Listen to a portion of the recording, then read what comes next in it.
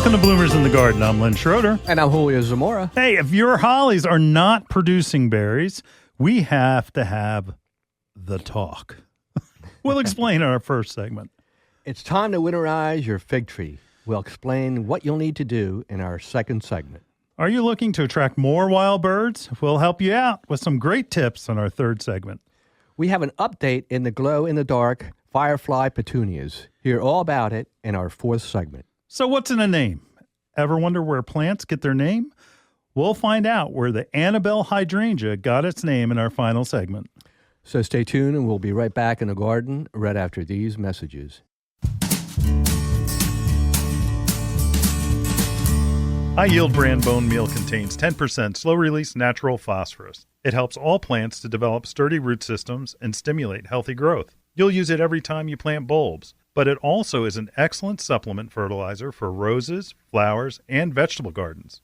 High-yield bone meal is sourced from steamed bone meal, which provides a clean, natural source of phosphorus.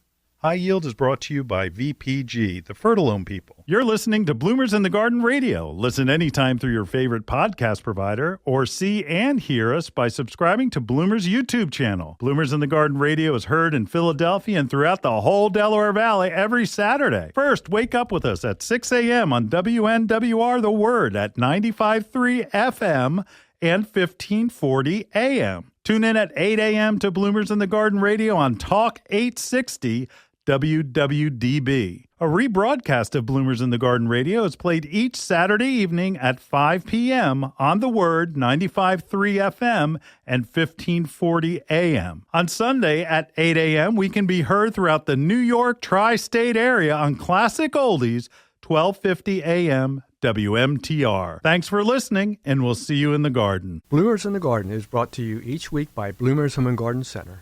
Bloomers is an award-winning garden center just 20 minutes from Philadelphia. Bloomers has been providing expert advice turning brown thumbs green for over 30 years. At Bloomers, we want you to ask us every question, even if you think it's silly. We share information in a friendly, non-judgmental way that is meant to teach and spread the joy of gardening. Visit Bloomers Home and Garden Center in Washington Township, Gloucester County. For directions, go to bloomers.com, and we'll see you in the garden.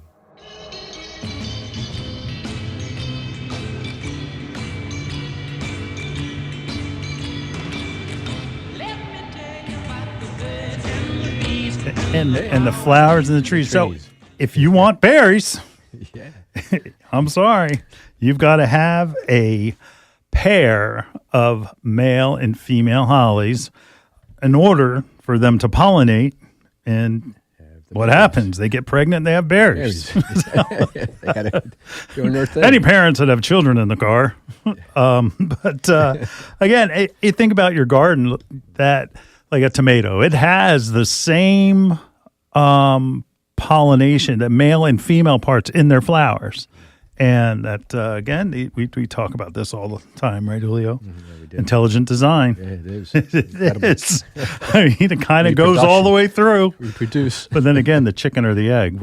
Anyway, well, that's another show. Yeah. But where some plants are self-pollinating, where they have both male and female flowers on the same plant, like tomatoes and other things, hollies need a male variety to pollinate the females. And no,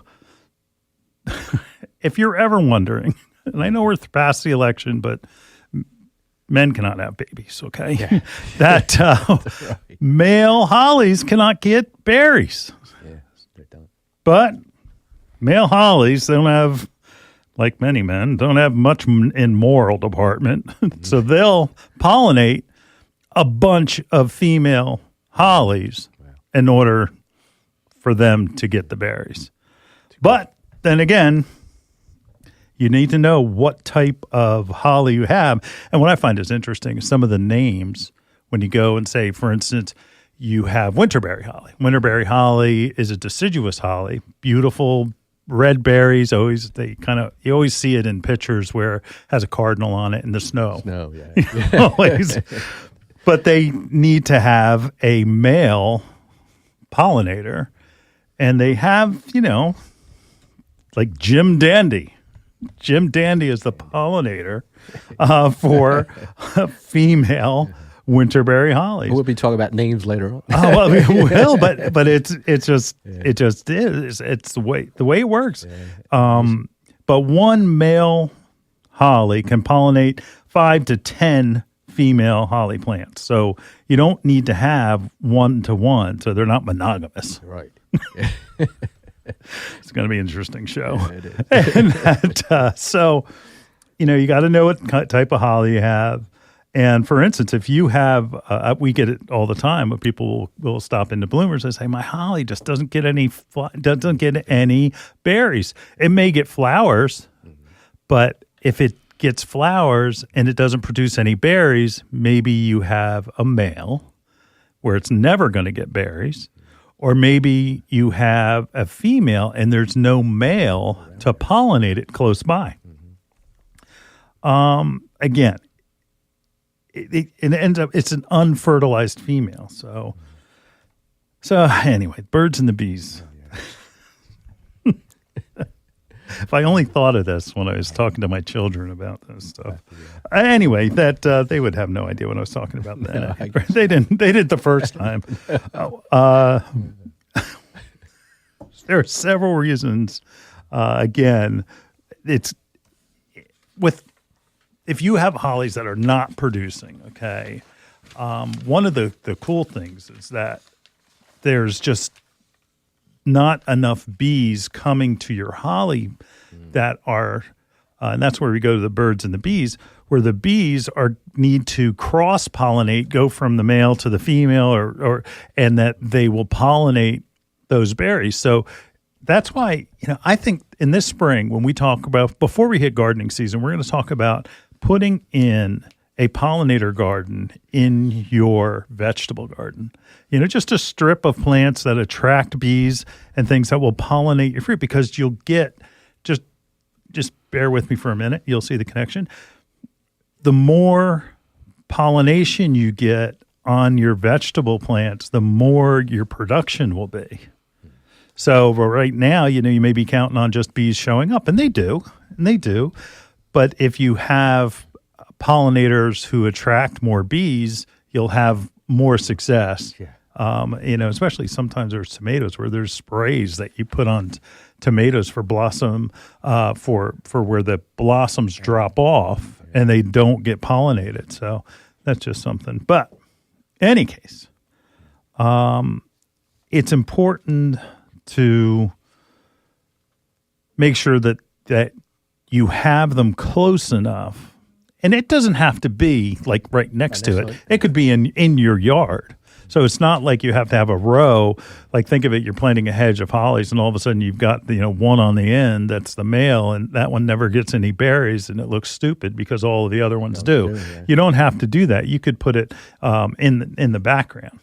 That it could be on the side of the house, or it could be in a different spot. They're going to look exactly the same, except they're not going to have any berries on it. There is something too. If reduced activity by pollinators, because we're in when nurserymen talk about having a cold stretch or it's rainy weather all the time, when the hollies are in full bloom, it reduces the amount of pollinators that come out to basically fertilize the plants. And it takes about 3 to 5 years for a female holly to be at a mature size to where it will get berries. Wow. Now, I love some of the stuff that, let's see, Centerton Nursery does it, Monrovia does it, and that in the blue hollies that are some are smaller, where they'll put 2 cuttings in the pot. Nice. And you'll see it, sometimes they'll call it a kid series, where it'll be a male and a female cutting in the same pot. So when you buy that plant, it already has a pollinator with it. As it grows, it may look almost blotchy because it'll be, half male, half female, and only the female part has berries, but you're guaranteed a good production of berries. So go out. Garden centers right now are pretty much, they're starting to reduce their prices on nursery stock. They want to They want to get the inventory out of there, and that it's a great time to go out and shop your local garden center. Oh, yeah, it's a good time. It's been warm, huh, Len? Yep, it is a great time. Yeah. It is a great time. All right, anything to add, Julio? Yeah, interesting, isn't it, that these two opposing... Right, and it's not just hollies. Like there's other types of plants that require it, but not everything. We get a lot of questions about it, and it really doesn't. No. It doesn't apply. Yeah. Where Some like things. perennials, it's like, do I need a male and a female coneflower? It's like, no, it doesn't work there. It only works in a few, like skimia. Skimia has to have a male and a female, and that surprisingly it looks like a holly, but azaleas do not. Yeah. So. All right, we'll be back in the garden right after this. Hi, this is Len Schroeder from Bloomers in the Garden. Do you have a landscape, garden, or plant question? If so, call or text us using the Bloomers in the Garden hotline. Dial 609-685-1880. That's 609-685-1880. Don't be shy. We want to hear from you. Call or text us and let us know what problems you're facing. Let us know how we're doing. Call or text 609-685-1880. If we use your comment on the air, we'll send you a free Bloomers t-shirt. Call or text us at 609-685-1880. That's 609-685-1880. And we'll see you in the garden. Dreaming of a gorgeous garden? Give your azaleas, rhododendron, blueberries, and evergreens a powerful boost with their #1 acid-loving plant food, Espoma Organic Hollytone. Hollytone is a perfect blend of natural, long-lasting ingredients that nourish plants for stronger roots, faster growth, and bountiful blooms. Plus, it's easy to use and safe for people, pets, and planet. Visit espoma.com for a retailer near you and helpful gardening tips. Espoma, a natural in the garden since 1929. If you're like me, then you absolutely love birds. The Bird Sanctuary at Bloomers Home and Garden Center has you covered. They're dedicated to the care and feeding of wild birds of all sorts. Want to bring more birds to your yard? Then you got to see this place. Bloomers has a huge flock of feeders, birdhouses, birdseed, and much, much more. Want to feed the birds and not the squirrels? They have this absolutely cool bronze bird feeder that will drive those sneaky squirrels nuts. They'll be moving to the next door neighbor in no time. OMG. Bloomers have these absolutely adorable birdhouses that will turn your yard into the perfect bird B&B. They carry all types of wild bird seed, suet, seed cakes, and mealworms. Bloomer stocks Lyric, Coles, CNS, Pine Tree Farms, and much, much more that will keep those beautiful birds coming back for more. Bloomers Home and Garden Center is located in Washington Township in Gloucester County. For more information and directions, check them out on the web at bloomers.com. Bloomers Home and Garden Center, you got to see this place. Welcome back to Bloomers in the Garden. Well, it's time to winterize your fig tree, folks. Yes, it's even though it's a little warm out, which is a great time to do it. It's crazy warm. Yeah, it's crazy warm. Yeah. In the ride to the studio today, we were talking about how Bloomers needs to irrigate all the way through until we get a hard freeze. I don't have our sprinkler scheduled to be blown out until November 26th. Ooh. It's right before Thanksgiving. It's less than a month from Christmas, which is crazy. Yeah, no raining. Yeah, but what tells the trees to lose their leaves? It's the sunlight, right, Julio? Yep, it's not the cold. None of those things. So that's one thing. You got to wait till your fig tree loses all of its leaves. Okay, and the key is too is you need to prune it. Like we've seen some of those. It's amazing feats of engineering. If you go down to South Philly and you look in some of the backyards, that there's these towers of fig tree that they're it's amazing. They're like 15 feet in the air, and they're all wrapped up. But what you do is you need to cut off some of those stems that are crossing and that are rubbing together. You got to clean them up. Anything that's growing out horizontally, you got to take them off. And if your tree's really tall, you can remove some of the older, more non-productive, and that's hard. That's harsh. Yeah. Older non-productive stems. Who wrote this? Yeah. Anyway. And that really, they produce more on shorter, younger ones. So I don't know about that. And this is where I always tease Julio. It's like, you need to go and get your stockings. Yes. Yep. Get my stockings. I guess you got to borrow them now from Judy, right? Yeah. She can get new ones. She's gonna get new ones. Where did my stockings go? Well, I used them to wrap up my fig tree.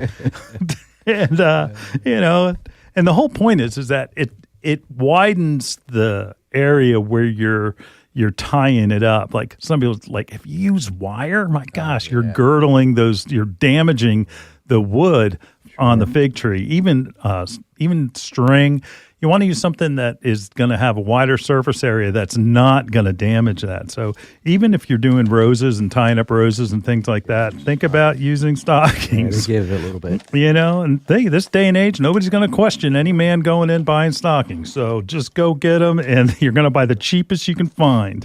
And that you're going to wrap that bundle up. Now you've got a bunch of basically twigs, and that you're going to wrap them up, and you're going to try to form a pyramid. So they're going to be harder, and you don't want to break them. It's going to be harder from the bottom, and as you get to the top, it will be easier. So now what do? You wrap that stem bundle in a layer of burlap, and then you can secure it with twine. And don't just go with one sheet of burlap, because it's going to fall. Wrap it tight with burlap, and then overwrap it, and then you're going to be using twine to hold it up. You're basically kind of making like a cage, and in fact, after you do the burlap, you can use bamboo or metal stakes as a frame, and you can use chicken wire, and that around the tree. Now these are for some big. Like I said, some big guys that you're talking. We're not talking about something that's like 5 feet tall. And then wrap cardboard around that, because you're insulating. It has been warmer, and we've been able to grow some plants that are in a hardiness zone that are much warmer farther down south. But to our brethren up in our listening area, that's up in Zone 5, Poconos, North Jersey, on the border, some areas of Connecticut, you're going to want to do this, because that will keep them alive, especially if we're getting some really cold winters. And don't be fooled. We talked about it last week. We had 0 degrees, 0. Not, 32, 0. So it gets cold, and you want to make sure that the roots and all of the plant are protected. Right. So you're going to wrap around that frame cardboard, tar paper or roof felt around that chicken wire frame, and you're going to secure it with staples, or you could do metal ties, like twist ties, and that it repels water, but it still allows for some air circulation, because you've got, it's going to be insulated, but air circulation is key, because you don't want any diseases or anything. There are some folks that like to fill that with shredded leaves. I'm not a big fan. How come? Just because I think that it can spread disease and other things. It can make it rot. Just not. I mean, if you're in the coldest areas, go ahead. But it's just, I just don't like it, because again, those can get moldy and start to rot. Really, if it snows and rains. Yeah, and that bringing up wet. At the end, when you're all done, and at the very top, you're going to fold everything inside each other, so that you can put a 5-gallon bucket on top of everything, so you keep that water from going through the middle and keeping it wet. Same thing, you don't want like snow. Or anything. You got to make sure that 5-gallon bucket, it usually has a handle on it, that you want to secure that handle so it doesn't become a projectile in a winter storm. You know how windy it gets.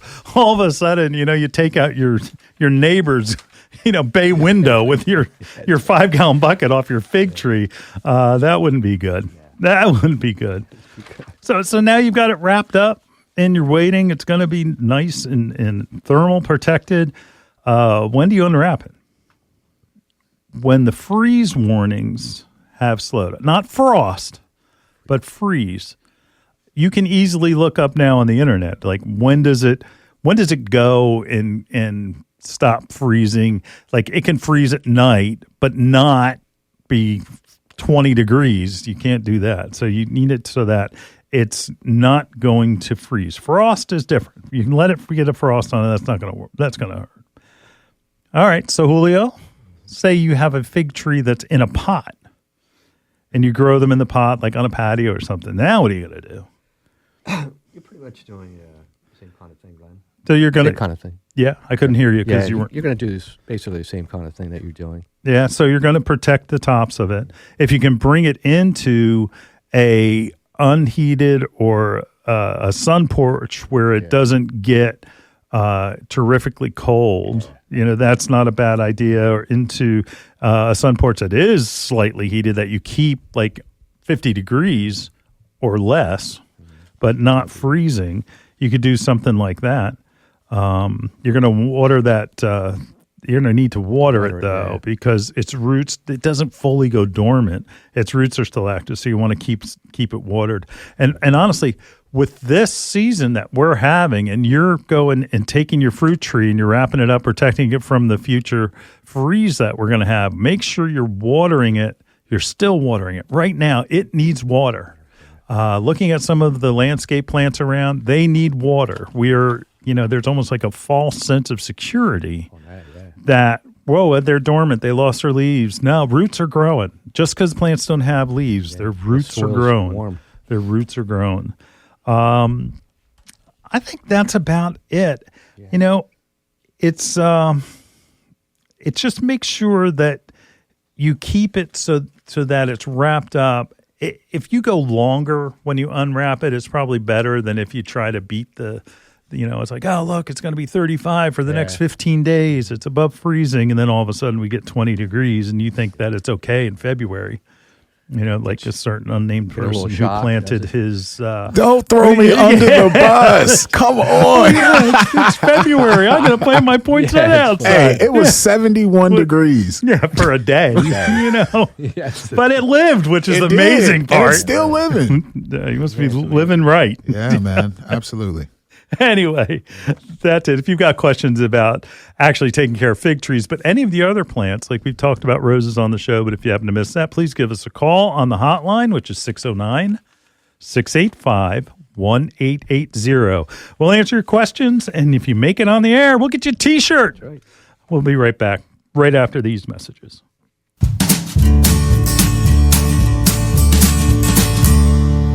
Hi, this is Len Schroeder from Bloomers in the Garden. Do you have a landscape, garden, or plant question? If so, call or text us using the Bloomers in the Garden hotline. Dial 609-685-1880. That's 609-685-1880. Don't be shy. We want to hear from you. Call or text us and let us know what problems you're facing. Let us know how we're doing. Call or text 609-685-1880. If we use your comment on the air, we'll send you a free Bloomers T-shirt. Call or text us at 609-685-1880. That's 609-685-1880. And we'll see you in the garden. We are proud to announce that Bloomers in the Garden has partnered with Renewal by Andersen of Greater Philadelphia, Delaware, South Jersey, and Southern Maryland. Renewal by Andersen is the top window and door company in the United States, specializing in replacement windows and doors. You might be thinking right now, what the heck do windows have to do with gardening? Well, Renewal by Andersen makes this beautiful garden bay window that's energy efficient and made from recycled materials. It's perfect for growing the finest indoor plants possible. When you are looking out your windows filled with of plants in your beautiful garden, you don't want to see old windows that are cloudy, warped, or even rotting. That's why people in the horticulture community love Renewal by Andersen. Not only do we want our gardens to be beautiful, but their homes as well. Renewal by Andersen participates in horticultural events such as flower shows, earth days, and eco fairs. To get more information and set up a free home consultation, please visit www.philadelphiawindow.com and be sure to tell them Bloomers in the Garden sent you. Is she gone? Nope, she's still standing there. What is she doing? I think she's watching the grass grow.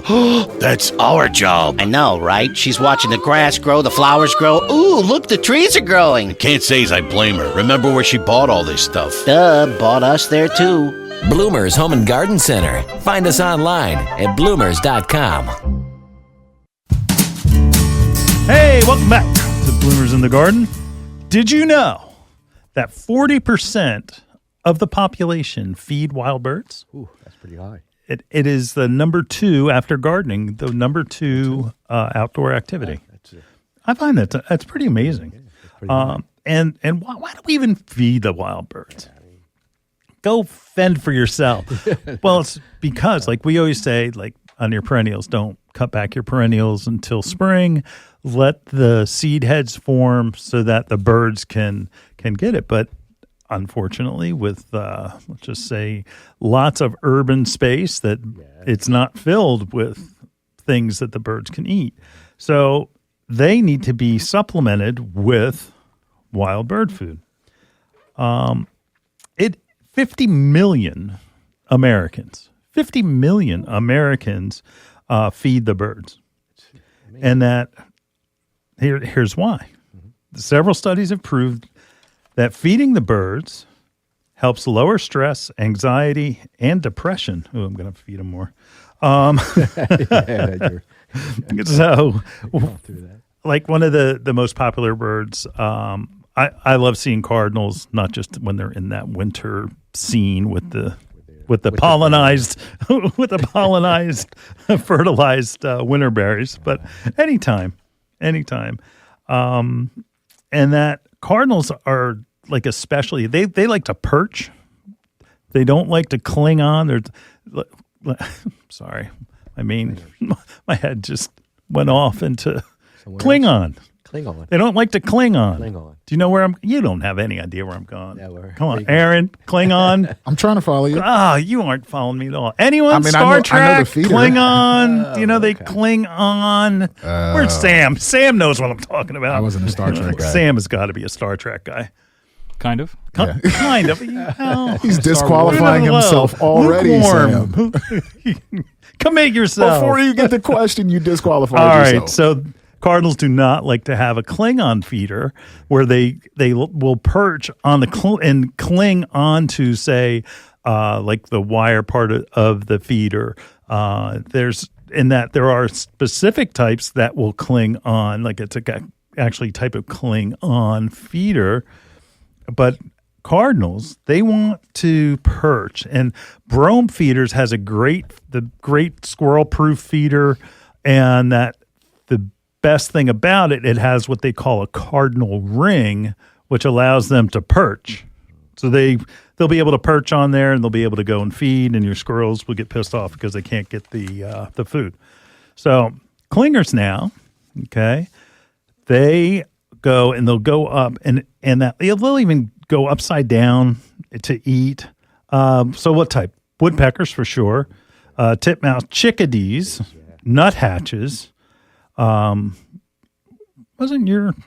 Carolina? What was it? The Carolina wren? Yeah, they're definitely one, and that they'll cut out the food that like other birds that can't. Right. And especially some of the birds we don't like for instance, sometimes not sparrows. I mean, sparrows are okay, but they like you get sparrows, and all of a sudden your feeder's empty. Yeah, and they throw everything out. Yeah. So, but in any case, that it cuts out some of the others, and that's something to keep an eye on when you go to pick out your feeder.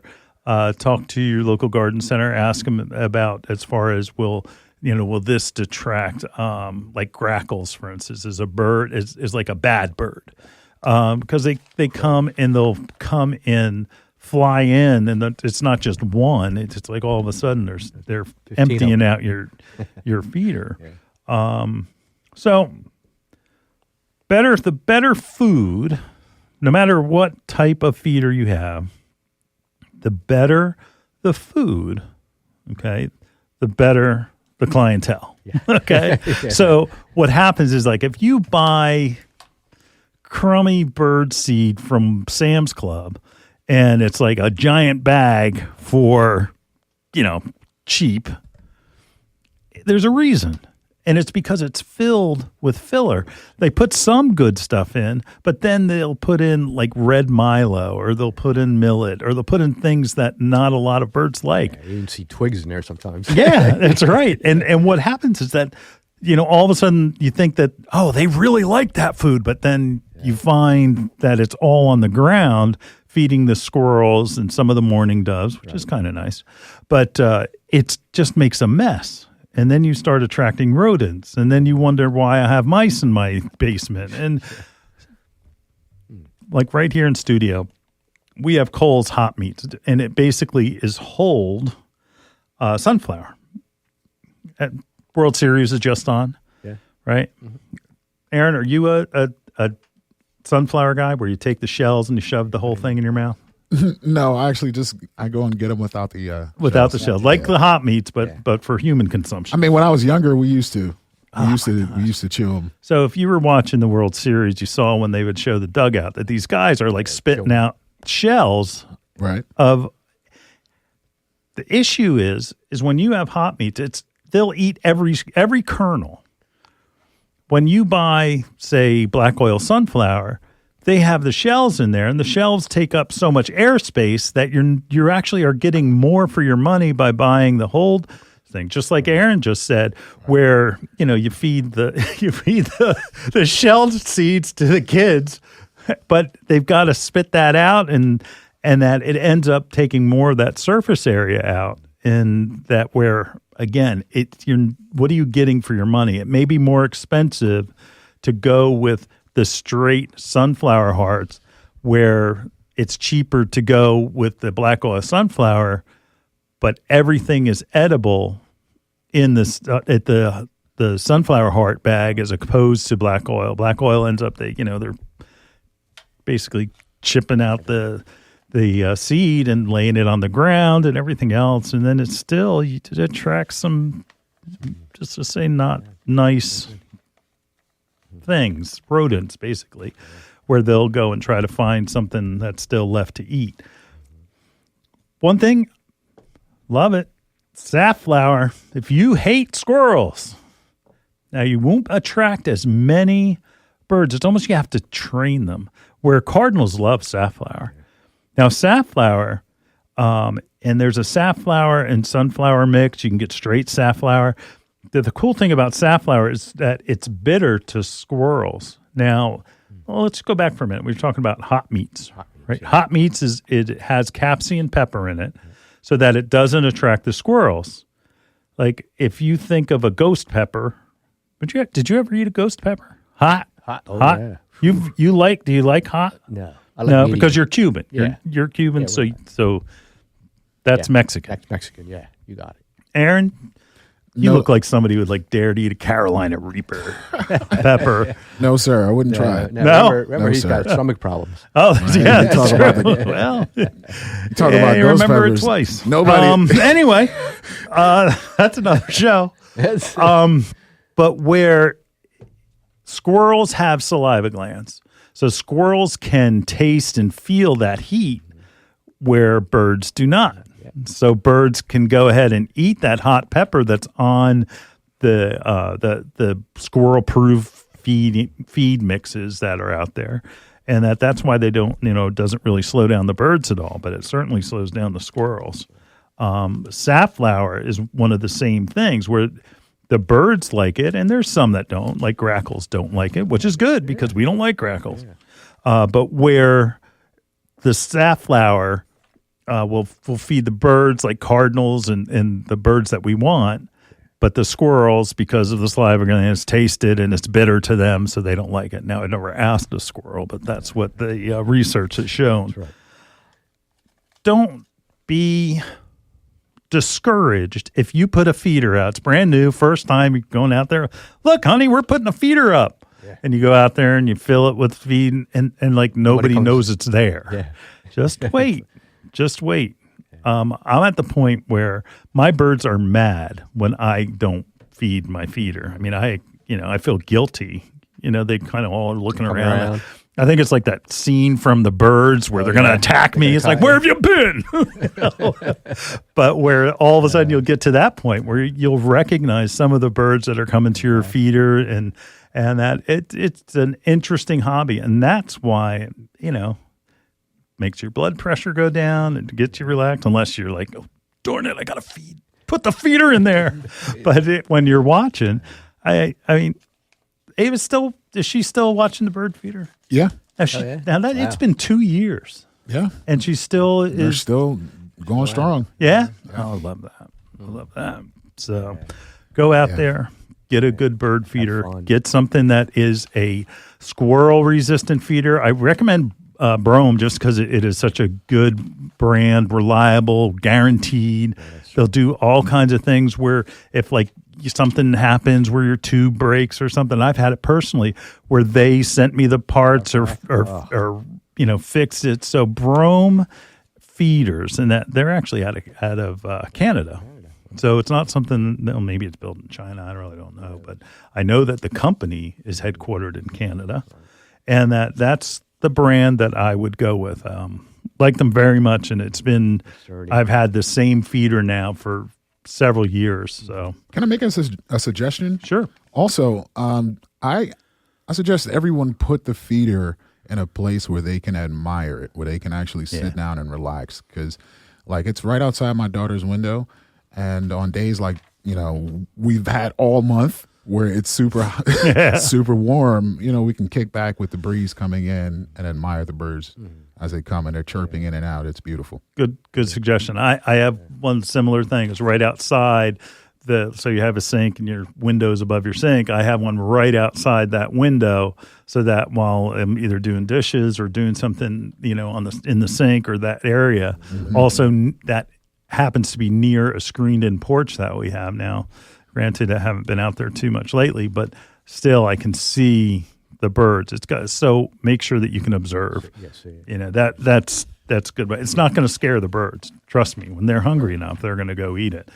And just like I said, if you're setting up a new feeder, they're going to be leery of it for a while, but they'll eventually dive in, start feeding, and try to keep it full. Don't do what I do and just starve them out once in a while, because I forget. It's like, darn it.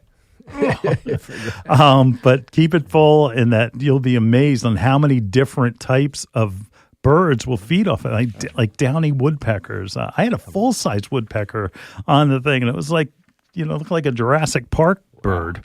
But again, make sure you keep it full and get one of the varieties from Brome. You'll be good. Anything to add, Julio? No, you can also use, I did a lot of that before, but I need to get back. And I bought a book on, just to see, how the birds are and how they react. And I went and went online and just went to YouTube, and I went to Northern Red Cardinal Call. Really? And I went and I played it, and all of a sudden, Cardinals were all over. They're like, hey, what's going on? Hey, where is that? Where's that cardinal? He's screeching all over the place. But I've done it with other birds too, like black-capped chickadee. That's all of a sudden they show up. So the bird calls do work. That's why, it may sound geeky, but that's why, people learn bird calls, because they can call them and they're attracted. Yeah, that's a great idea, because, you were saying about putting it up and you have to wait for them to come in. Oh, yeah. Luring them. Yeah, that's true. That's true. They're wondering what's going on. Yeah, hey, there's a new girl in the neighborhood. That's probably what they're mostly interested in. But it's interesting because you can lure them, especially in the spring. In the spring, when when the new hatchlings are out, and it's like all of a sudden it is actually more fun. And I don't care if you call me a geek. It is very, very interesting to see the dynamic selection of birds that we have here in the Northeast, in Mid-Atlantic. Amazing. So get out there, get your birds fed. We'll be right back in the garden right after this.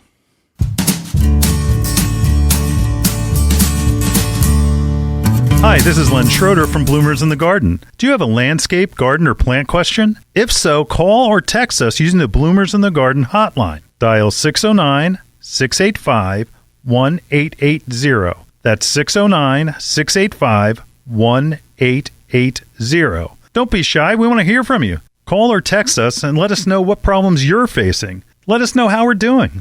Call or text 609-685-1880. If we use your comment on the air, we'll send you a free Bloomers t-shirt. Call or text us at 609-685-1880. That's 609-685-1880. And we'll see you in the garden.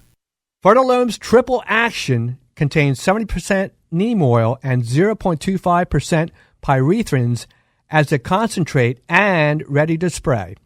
It is an insecticide, fungicide, and miticide labeled to use on vegetables, fruits, nuts, herbs, spices, and ornamentals. This organic OMRI-listed product controls a wide variety of insect pests and diseases, including aphids, scale, spider mites, whiteflies, rust, leaf spot, and powdery mildew. This insecticide is an all-in-one bottle that will cure just about any problem you may run into throughout the year. Fertilome's Triple Action has been helping gardeners across the country for years. Best to apply in late evening and early morning hours.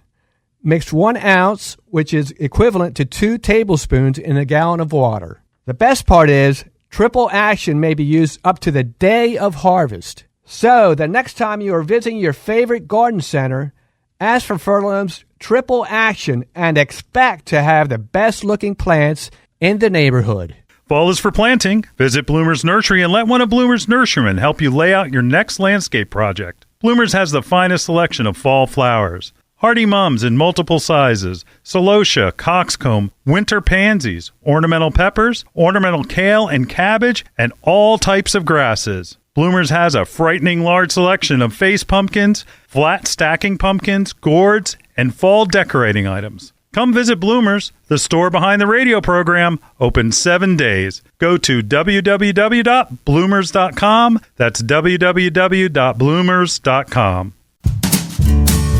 Welcome back to Bloomers in the Garden. Earlier this year, we introduced you to the glow-in-the-dark Firefly Petunia. We now have an update for you. Yeah.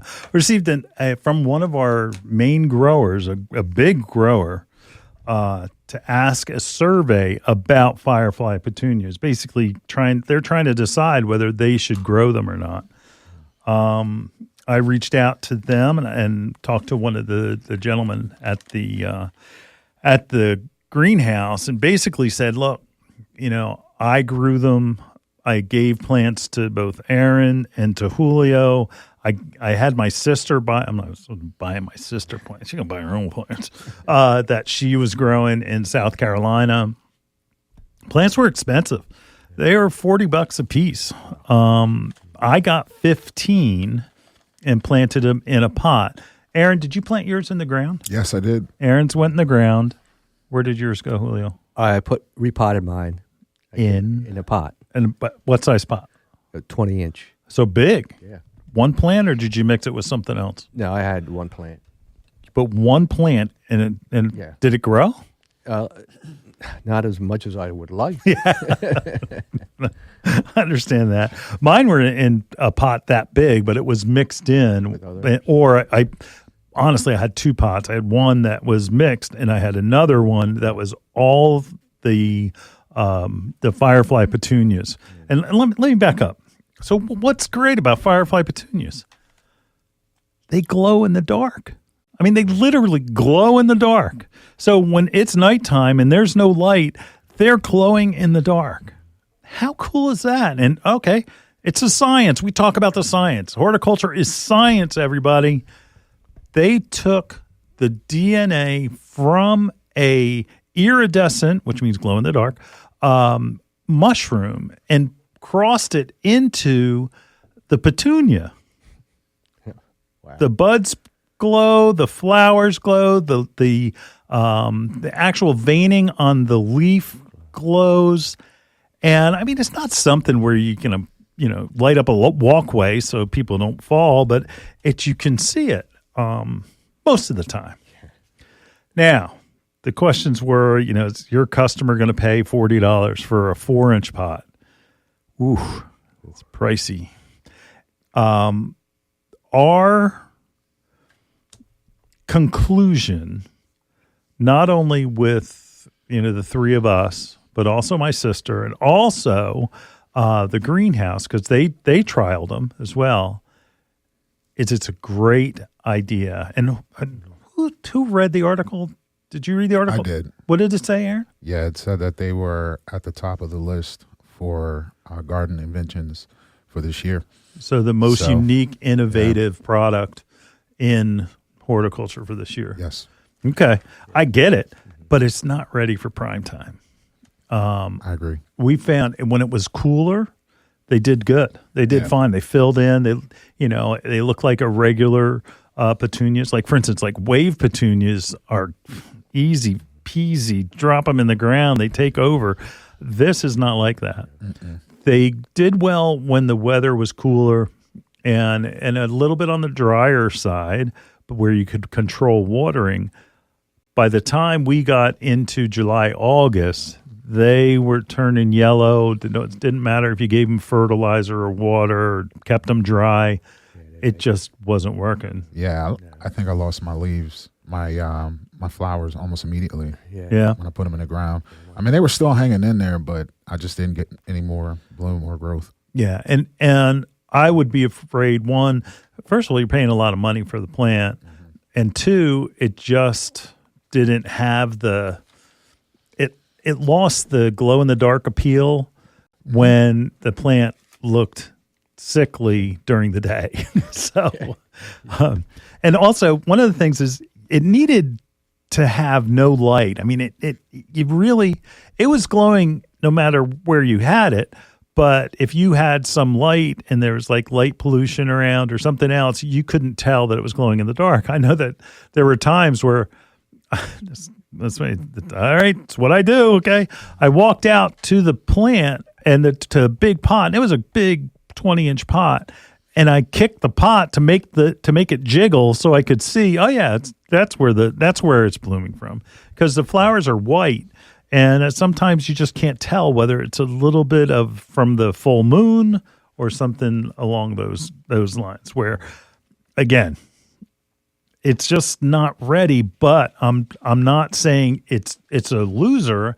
I'm just saying that it needs to be refined. It needs to be crossed. And when I talked to the gentleman from the greenhouse, he had said that he grew them, and he had mambo petunias that were next to it, and that basically it's a vigorous ground cover type petunias.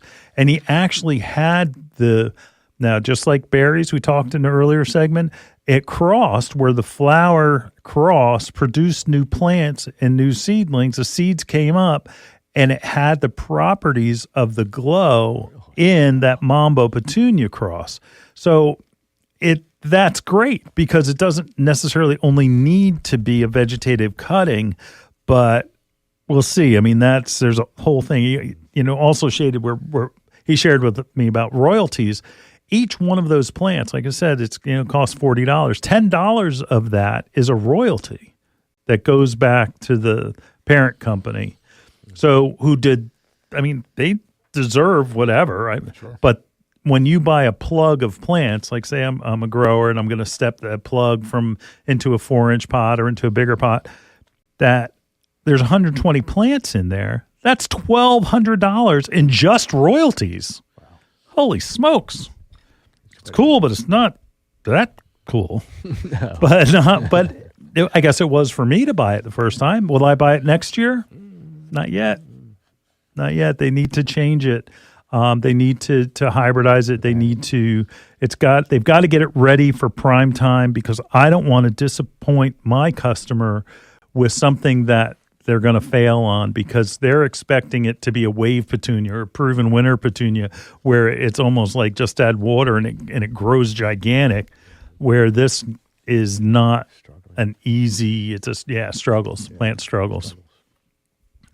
If you're interested, try it. Yeah. Spend the $40, see what it looks like, because you can get them online. They didn't come in great, I got to say. They still had their netting on where they were rooted, but it's still, we got them to grow for a while, and it looked really cool, and I got to share. Like, I can remember my stepson bringing him in the bathroom, was like, look at this, and I brought him in and closed the door and showing him, and it's like, look, and he goes, what? And then I moved the thing, and it was all glowing, so it does work. Yeah. It's just not ready for prime time. We'll be back in the garden right after these messages.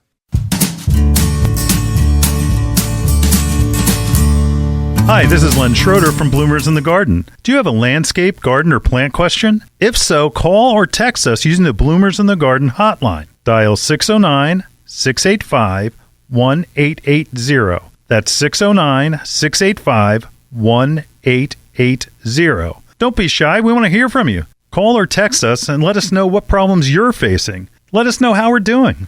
Call or text 609-685-1880. If we use your comment on the air, we'll send you a free Bloomers t-shirt. Call or text us at 609-685-1880. That's 609-685-1880. And we'll see you in the garden. Here's the dirt on potting mixes. They're not all created equal. Espoma Organic Potting Mix gives roots the ideal balance of air and moisture. It contains a special blend of beneficial mycorrhiza to help grow stronger roots, bigger plants, and more bountiful blooms. Try Espoma Organic Potting Mix indoors and out for all your potted flowers, vegetables, and you'll see why it's the best. Visit espoma.com for a retailer near you. Organic potting mix from Espoma, a natural in the garden since 1929. Welcome back to Bloomers in the Garden. Hey, every time we get a new plant, I wonder, okay, where'd it get its name? There are some things are obvious, like when we get, candy corn, spirea. It looks like candy corn. I understand that. But Annabelle Hydrangea is a beautiful hydrangea. It's one of the smooth hydrangeas. It's not macrophylla like the blue ones, or it's not going to be like one of the panicle hydrangeas that are just getting done flowering now, that are usually, they have the pods that have turned, or the seed heads that are turning colors. But this is a smooth hydrangea. Great big round flowers. And it was the first one. Annabelle was the first one that was out there. And that you think, it's like, oh, well, who's Annabelle? Yeah. Who's Annabelle? I don't know who she is. You don't know who Annabelle is? You better not. Well, there was a gardener in 1910. So we're going back a ways. Yeah. Way back. Holy, I won't make any jokes. Anyway, we're going back to 1910. And Harriet Kilpatrick was horseback riding. And she was on a wooded hill. And she saw these things growing. And what she saw are what became Annabelle hydrangeas. And she showed them to her sister, Amy. And they planted them in their garden. And that it was just something, it was always known. And now, wait a minute, let me back up. Wait a minute. The sisters, none of them are named Annabelle. No. So they had them growing in their garden. People would see them and that they would say, wow, these are incredible. Mm-hmm. They didn't go into actual production until 1960, and that they were deemed Annabelle hydrangeas. How about that? And the reason is they were found in Anna, Illinois. Oh. So that's where the name came from. It came from the town. So in Illinois. So I always think it's like, wow, Annabelle must be attractive woman or whatever, or maybe somebody who's it's like there is no Annabelle. Yeah. There's Annabelle, Illinois, and some of those same plants are still there. And that it was wild. So it was a discovered new plant introduction. That's how it works. Some of you may know the proven winner, Incredible Hydrangea. Those have basketball-sized round white flowers.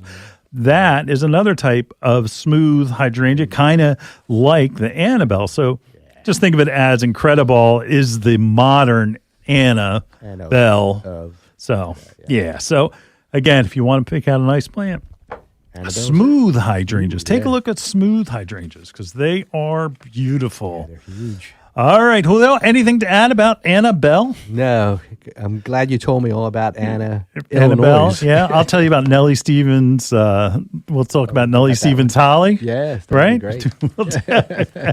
Anyway, we'll be back in the garden right after these messages.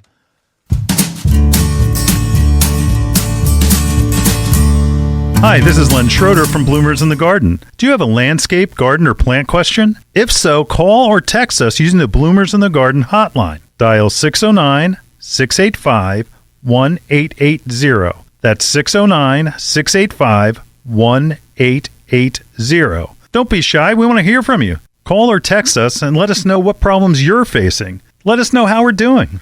Call or text 609-685-1880. If we use your comment on the air, we'll send you a free Bloomers t-shirt. Call or text us at 609-685-1880. That's 609-685-1880. And we'll see you in the garden. See me and Julio down by the schoolyard. Welcome back to Bloomers in the Garden. Wow, that was soft. Yeah, it was. Yeah, I can barely hear it. Let me grab your hearing aid, Julio. Let's see if I can hear that one. Anyway, interesting show. It is, yeah. Yeah, the birds and the bees. Yeah, sure. Berries, it's frustrating because a lot of people that they buy hollies for them specifically to have berries, and they wonder is what happened in that by berries. Maybe from look. We always tell you to go to your local garden center for a reason. If you're going to Home Depot and you're going, oh, look at the hollies, they're so cheap, and you're buying male hollies and you're expecting to have this great Christmas holly with berry display and you don't have them, go to your local garden center. They're the ones, they have the information. They are the gatekeepers. I call them the king makers because they know what products work well. That's the whole thing. So I don't know. It's a great time to go to your gardens. They are in transition, probably to Christmas, like Bloomers is. But we still have plants. Yeah, we do have lots of plants. We do have lots of plants. All right. Thank you, Lexi, our new producer. Oh, look at that. Welcome aboard. Awesome. All right. We'll see you next week right here. See you in the garden. See you in the garden.